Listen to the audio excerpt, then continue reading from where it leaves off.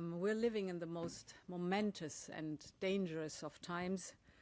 I do not need to describe the grave nature of the threats that we face or the devastating consequences that we will have to endure if those threats would come to pass, because the question is no longer whether Europe's security is threatened in a very real way or whether Europe should shoulder more of its responsibility for its own security.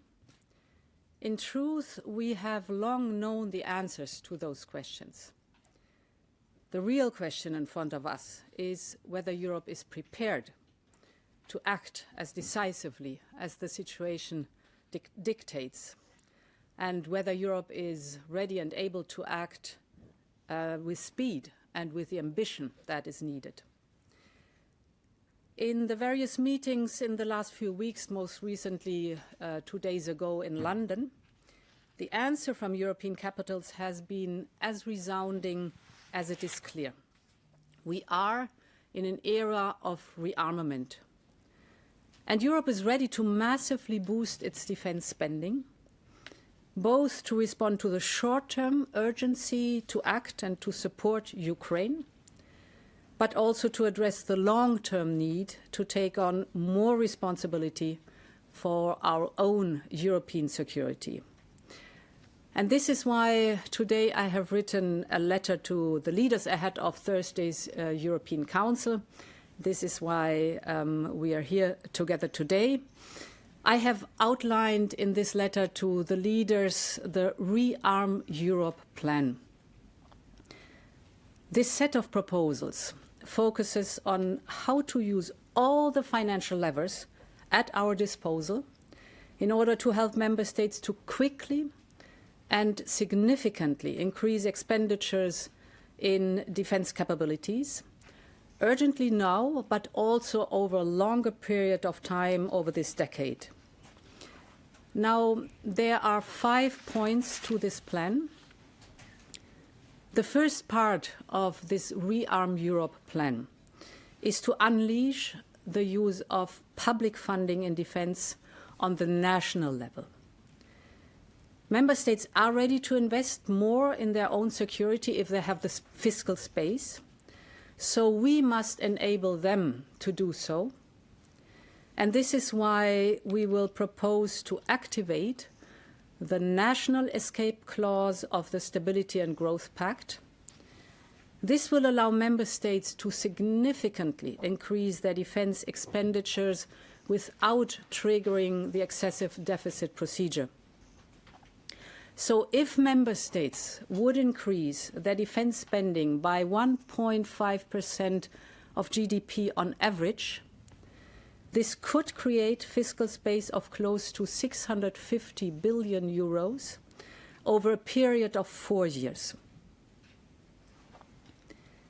The second proposal will be a new instrument. It will provide 150 billion euros of loans to member states for defense investment. This is about basically spending better and spending together. And we're talking about pan-European capabilities domains like, for example, air and missile defense, the artillery systems, missiles and ammunition, drones and anti-drone systems, but also to address other needs from cyber to military mobility, for example. This will help member states to pool demand and to buy together. And of course, with this equipment, member states can massively step up their support to Ukraine. So immediate military equipment for Ukraine. This approach of joint procurement will also reduce costs. It will reduce fragmentation, but it will increase interoperability and, of course, strengthen our defense industrial base. And it can be to the benefit of Ukraine, as I've just described. So this is Europe's moment, and we must live up to it. The third point is using the power of the EU budget. And there's a lot we can do in this domain in the short term, to direct more funds towards defense-related investments.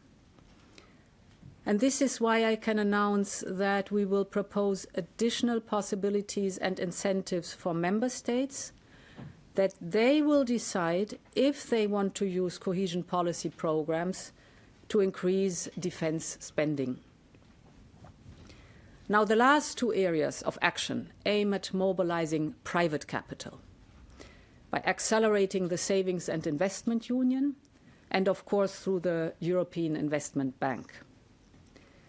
So to conclude, Europe is ready to assume its responsibilities.